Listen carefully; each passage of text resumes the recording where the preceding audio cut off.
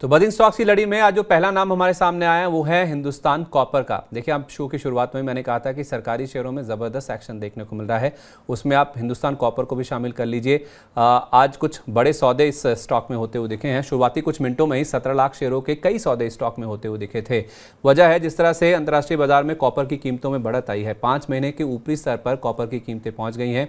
ये कंपनी मुख्यतः कॉपर के कारोबार में है, तो उसका जो इम्पैक्ट है वो आज साफ तौर पे इस शेयर में देखने को मिल रही है। वायदा बाजार की जहाँ तक बात है तो आज वायदा बाजार की एक्सपायरी है, तो ये शेयर बैन लिस्ट से भी बाहर आता हुआ दिखा है। और उसके बाद आप देखिए जो बड़े सौदे हुए हैं उसके बाद इस शेयर में एक्शन देखने को मिला है। 11 साल की ऊंचाई पर ये शेयर पहुंचा है, क्योंकि 258.50 पैसे की जो ऊंचाई है वो इस शेयर ने आज टच करी है और 10% से ज़्यादा का जो उछाल है वो स्टॉक में देखने को मिला भी है। फिलहाल क्या स्थिति है उस पर भी एक बार नज़र डाल लेते हैं। सर, हिंदुस्तान कॉपर इनफैक्ट आप देखिए अभी जो बढ़त है वो कहीं ना कहीं बढ़ती हुई दिखी है। 13% से ज़्यादा का आप मूव स्टॉक में देखने को मिल चुका है। 266.30 रुपये के आसपास ये स्टॉक ट्रेड कर रहा है। PSU ऐसा स्पेस में हम देख रहे हैं सर, जब से ये चुनावी नतीजे आए हैं, 3 राज्यों में बीजेपी की जीत हुई, उसके बाद से हम देख रहे हैं कि PSU स्टॉक्स लगातार अच्छा परफॉर्म करते हुए नजर आ रहे हैं।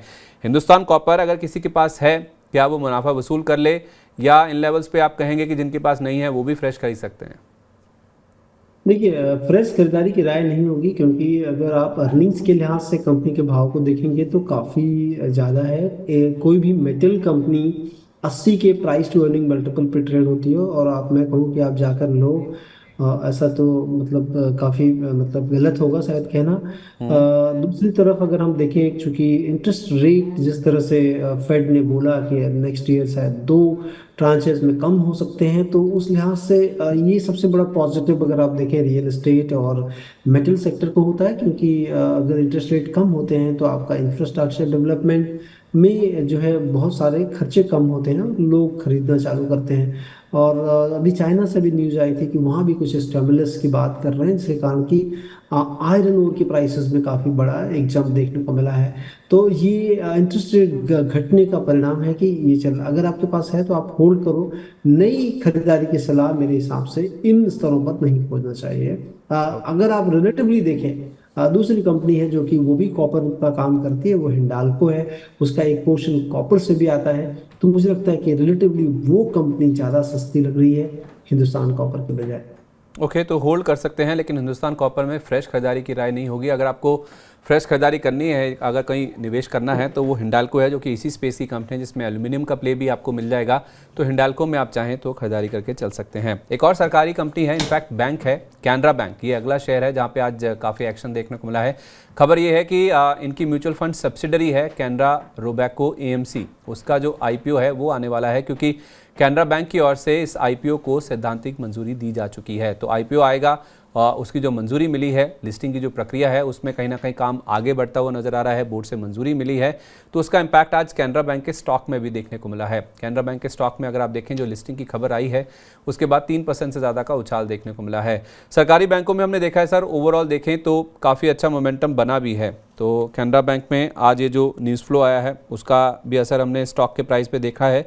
कैनरा बैंक में अभी 441 रुपये के आसपास कारोबार हो रहा है। 2% के आसपास की तेज़ी अभी भी स्टॉक में देखने को मिल रही है। क्या करना चाहिए जिनके पास कैनरा बैंक का शेयर है सर? अभी एकदम होल्ड करके रखें, क्योंकि जैसा मैं थोड़ी देर पहले बोल रहा था कि बुक वैल्यू जो है काफ़ी इंपॉर्टेंट होता है बैंकों को, और इसमें से जो अगर एसेट मोनेटाइज होती है या फिर अलग से लिस्टिंग होती है तो उसका जो है वैल्यूएशन कंपनी को जरूर मिलता है। और कंपनी की अगर बुक वैल्यू देखें तो 430 रुपये है, और मार्केट प्राइस 441-42 रुपये के आसपास है, जो कि बहुत ही नज़दीक में है। प्राइवेट बैंकों को अगर आप देखें तो 2 के ऊपर रहता है प्राय।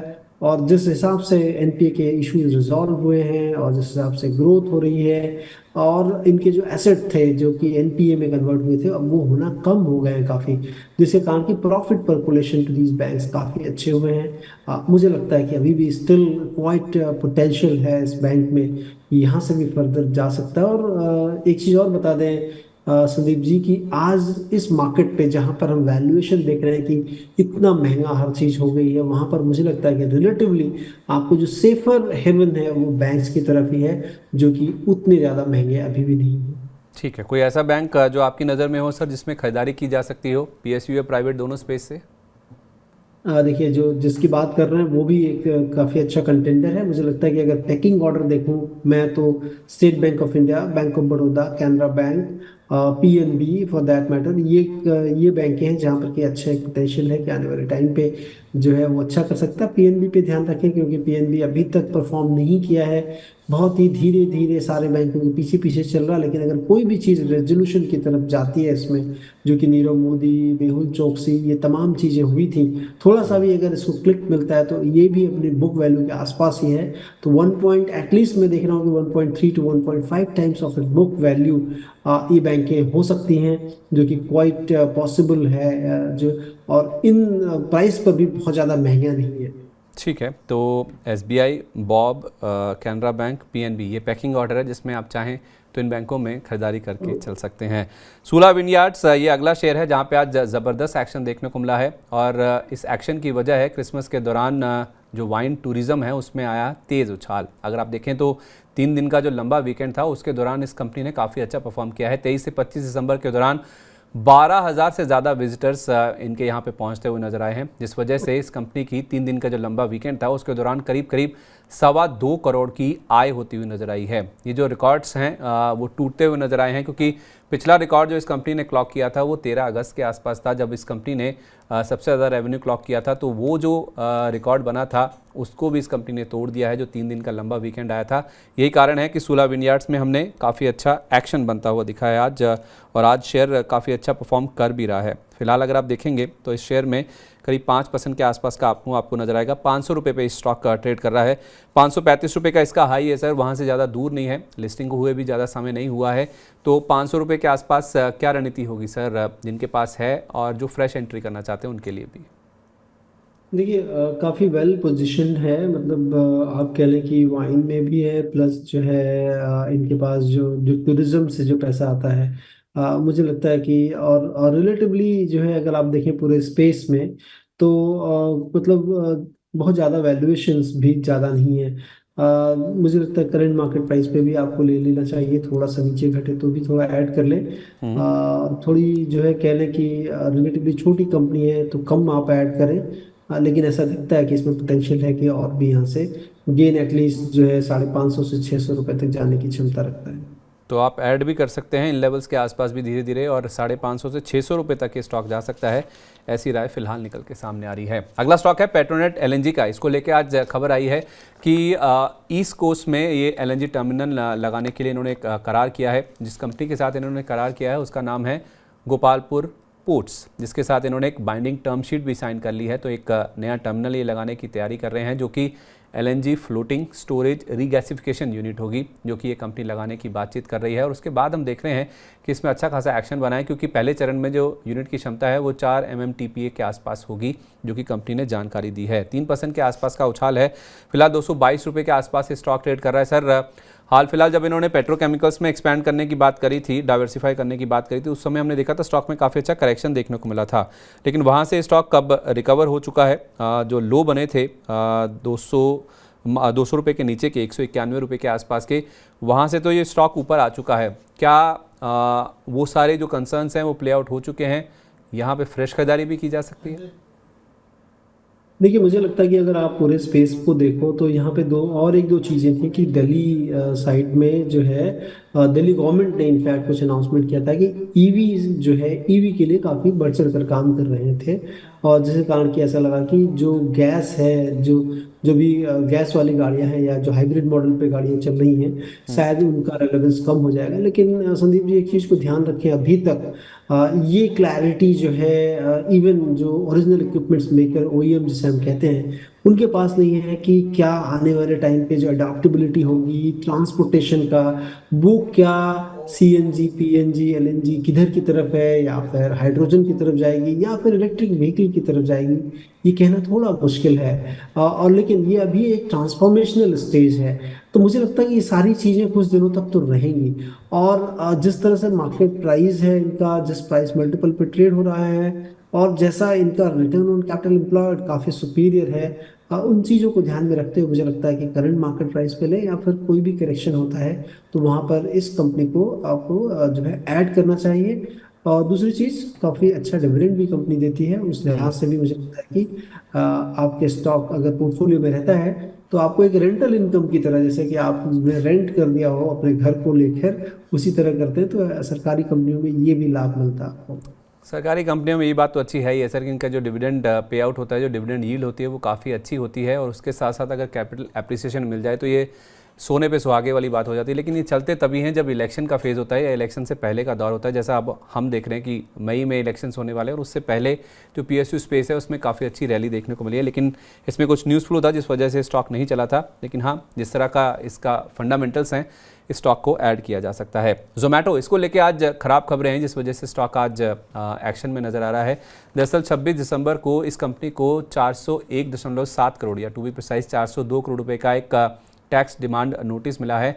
29 अक्टूबर और 19 से लेकर 31 मार्च 2022 के बीच में जो टैक्स नोटिस है वो मिला है, क्योंकि इन्होंने जो डिलीवरी चार्जेस कलेक्ट किए थे उसको लेकर जो नोटिस है वो दरअसल इनको भेजा गया है।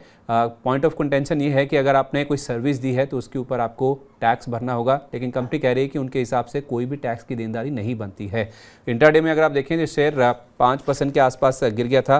फिलहाल भी अगर आप देखेंगे तो जोमेटो के शेयर में आपको करीब करीब 3.25% के आसपास की कमजोरी ही नज़र आएगी। थोड़ी सी रिकवरी जरूर हुई है लोअर लेवल से, लेकिन फिर भी शेयर में अभी भी गिरावट ही देखने को मिल रही है। 122 रुपये पे सर करेक्शन के बाद जोमेटो, जिनका मिस हो गया था, हाई लेवल्स पे जो वेट कर रहे थे, क्या उनको एंटर कर जाना चाहिए? देखिए, मैं काफ़ी कंजर्वेटिव जो है एनालिस्ट कह लो हूँ या फिर इन्वेस्टर हूँ, और उस लिहाज से मुझे लगता है कि अगर आप संदीप जी कंपनी का कैश फ्लो देखेंगे और कंपनी का जो मार्केट वैल्यूएशन है, 1 लाख करोड़ के ऊपर का वैल्यूएशन हम इस कंपनी को दे रहे हैं करंट मार्केट प्राइस पे। और कंपनी, ये जरूर कंपनी में थोड़ा सा चेंज हुआ था कि लास्ट क्वार्टर अगर देख लें, लास्ट के 2 क्वार्टर में देख लें, तो कंपनी जो है पॉजिटिव में दिख रही थी, क्योंकि इनके अदर इनकम पोर्शन से कंपनी को पैसे आ रहे थे। लेकिन वो कितना है, 38 करोड़ 2 क्वार्टर में मिला लें तो 38 करोड़ रुपए हैं। अब ये देखना होगा, क्योंकि एक प्लेटफॉर्म बिजनेस में है कंपनी, मतलब बिजनेस स्केलेबिलिटी कंपनी के लिए काफी आसान होती है, उसमें फर्दर इन्वेस्टमेंट नहीं करने पड़ते हैं। ठीक केवल है। इनका इन्वेस्टमेंट अगर हम जैसे अमूमन कंपनियों में देखते हैं केपेक्स, तो ये कैश बर्न ही इनका केपेक्स होता है, जो कि लगातार कई सालों से जो है, कई महीनों से इनफैक्ट मैं देख लूँ, या कई क्वार्टर से इसमें लगातार रहा है। ये एंड कहाँ होगा कहना बहुत मुश्किल है, और ऑलरेडी वैल्यूएशन जो हम 1 लाख करोड़ का दे रहे हैं, तो मुझे एटलीस्ट ऐसे बिजनेस समझ में नहीं आते जब तक कैश फ्लो नहीं होता है, और विजिबिलिटी ऑफ कैश फ्लो भी किसी के लिए अंदाजा लगाना बहुत मुश्किल है। तो मैं कहूँगा कि मैं तो I'm not the good person to ask, because I don't believe in such kind of business.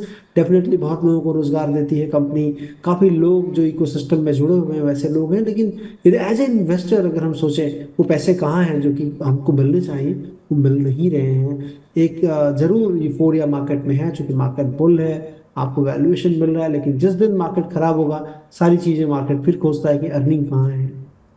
तो कुल मिला के एज एन इन्वेस्टर स्टॉक को अवॉइड करना चाहिए, राय फिलहाल निकल के सामने आ रही है। लेकिन थर्मैक्स स्टॉक में आज काफ़ी अच्छा एक्शन बनता हुआ दिखा है। खबर ये है कि NCLT ने इनका एक जो बिजनेस है, कूलिंग सॉल्यूशंस नाम का जो बिजनेस है, उसके डीमर्जर को मंजूरी दे दी है, जिसके बाद ये शेयर आज हरकत में आता हुआ दिखा है। जल्द ही कमर्शियल कोल गैसिफिकेशन प्लांट लगाने की भी इस कंपनी की योजना है, जिस वजह से स्टॉक आज एक्शन में आया है। नए प्लांट की जो शुरुआती उत्पादन क्षमता होगी वो 100 से 500 टन प्रतिदिन के आसपास होगी, ऐसा कंपनी ने जो डिटेल्स दी हैं स्टॉक एक्सचेंजेस को उसमें निकल के सामने आया है। 4% से ज़्यादा की इंटरडे तेज़ी हमने देखी थी, और फिलहाल भी अगर आप देखें 3.5% के आसपास का अप मूव है। 3110 रुपये के आसपास ये स्टॉक अवेलेबल है। काफ़ी अच्छा परफॉर्म ये कर चुका है स्टॉक सर। पिछले 6 महीने में अगर आप देखें तो 1000 रुपये के आसपास का अप मूव है। थर्मैक्स में मौजूदा लेवल्स पे जिस तरह का न्यूज़ फ्लो है, क्या आप एंट्री करने की राय देंगे?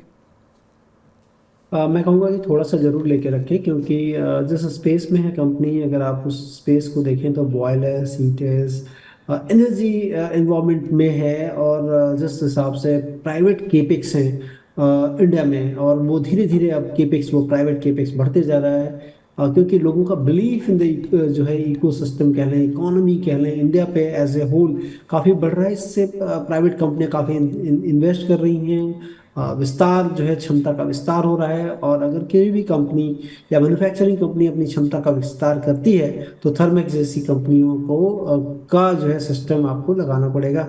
तो मुझे लगता है कि आने वाले टाइम पे ये कंपनियां काफ़ी रेलेवेंट होंगी। तो मौजूदा स्तर से आप लें ताकि आपके पास ध्यान रहेगा कि किसी भी करेक्शन में इस कंपनी को लेना है। ठीक है, तो छोटी क्वांटिटी में थर्मैक्स को आप अपने पोर्टफोलियो में ऐड करें ताकि अगर कोई गिरावट होती है तो लोअर लेवल्स पे आप फिर से एंटर कर सकें, इस स्टॉक में आप एवरेजिंग कर सकें। लेकिन must have in your portfolio type share है, इसलिए थर्मैक्स में आप धीरे धीरे छोटी क्वांटिटी को अपने पोर्टफोलियो में ऐड कर सकते हैं।